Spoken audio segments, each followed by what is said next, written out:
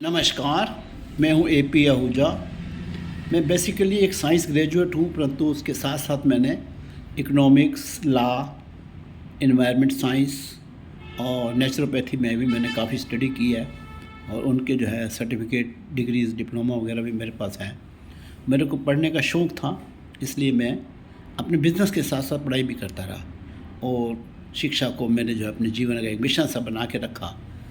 तो आजकल जो है मैं रिसर्च का बड़ा शौक़ रखता हूँ कि नई नई क्रिएटिव रिसर्च की जाए हर सब्जेक्ट में, मल्टीपल क्रिएटिव रिसर्चर, चाहे वो भारत के लोगों की हेल्थ हो, एनवायरनमेंट हो, इकोनॉमिक ग्रोथ ऑफ कंट्री हो, साइंस का जो है रोल और लॉ, कानून, कौन से कानून देश की विकास में हम योगदान दे सकते हैं, इस पर मेरी रिसर्च करने की बहुत इच्छा होती है। मैंने भारत के बारे में सोचा और जैसा कि economic growth rate of India जो है आजकल 8% से कम है, हम स्टेप बाय स्टेप इसको 15% पहुंचा सकते हैं।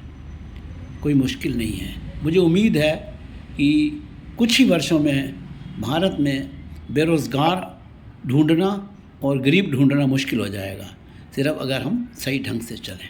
भारत जो है टैलेंटेड लोगों से भरा पड़ा है, मेहनती, टैलेंटेड, ईमानदार, डिवोटेड, वो बलिदान देने को तैयार, ऐसे लोगों से भरा पड़ा है। परंतु इन लोगों का टैलेंट, इन लोगों की मेहनत, इन लोगों की ईमानदारी, इन लोगों की डिवोशन, उसको प्रॉपर रिकॉग्निशन नहीं मिल रहा, उसको हम यूज़ नहीं कर पा रहे।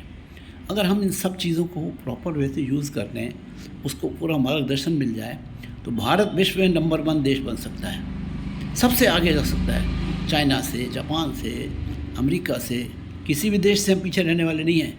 सिर्फ हम अपनी शक्तियों को, अपने टैलेंट को पहचान नहीं कर पा रहे। भगवान हनुमान जी के पास भी बहुत शक्तियाँ थी, परंतु उसे ज्ञान नहीं था। तो उसे जब वो याद दिलाया गया तो उन्होंने बड़े बड़े महान कार्य किए।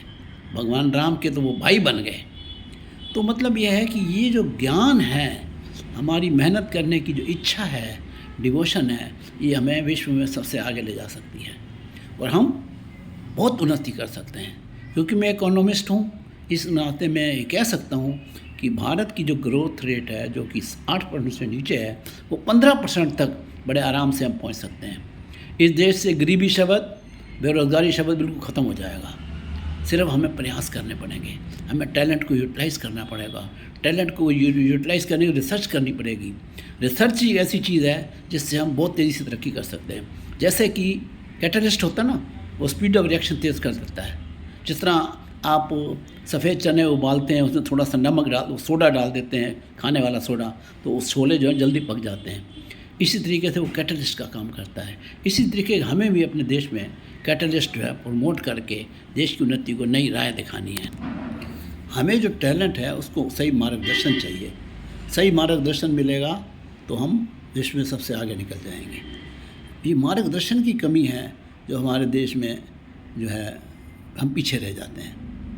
इसी के लिए हमें प्रयास करने हैं, रिसर्च करनी है। रिसर्च से सब हो सकता है। अगर हम लोग प्रॉपर रिसर्च करते रहते तो भारत कभी गुलाम होता ही नहीं। तो ये रिसर्च की कमी है, या अपने टैलेंट को प्रॉपर यूटिलाइज़ नहीं कर पाए, टैलेंट को क्लब नहीं कर पाए, जिसके कारण हम पीछे रह गए। अब हमें आगे बढ़ना है। हमें भारत को सोने की चिड़िया नहीं, सोने का शेर बनाना है। तो इसके लिए हमें सबको ज्ञान को जो है रिकॉग्नाइज़ करना पड़ेगा, टैलेंट को हाईलाइट करना पड़ेगा, टैलेंट को प्रमोट करना पड़ेगा, टैलेंट को ऑनर करना पड़ेगा, टैलेंट को रिकॉग्नाइज़ करना पड़ेगा। तब हम विश्व में सबसे आगे जा सकते हैं। तो अब आप सोचिए, अगर आप चाहते हैं कि भारत उन्नति करे, खूब उन्नति करे, तेज़ी से उन्नति करे, तो हम सब लोगों को टैलेंट को ऑनर करना पड़ेगा और टैलेंट को क्रिएट भी करना पड़ेगा। इस तरीके से अगर हम इस तरह करते हैं तो विश्व में नंबर 1 भारत बन सकता है और बड़ी जल्दी बन सकता है। कुछ सालों में ही बन सकता है। हमें 2047 का इंतज़ार भी नहीं करना पड़ेगा, पहले ही बन जाएंगे और बहुत जल्दी बन जाएंगे। बस सिर्फ आप सोचिए, जुड़िए और उन्नति की राह बनाइए। जय हिंद, जय भारत, जय Shri Ram. AP Ahuja, economist, environmentalist, advocate and naturopath. जय हिंद।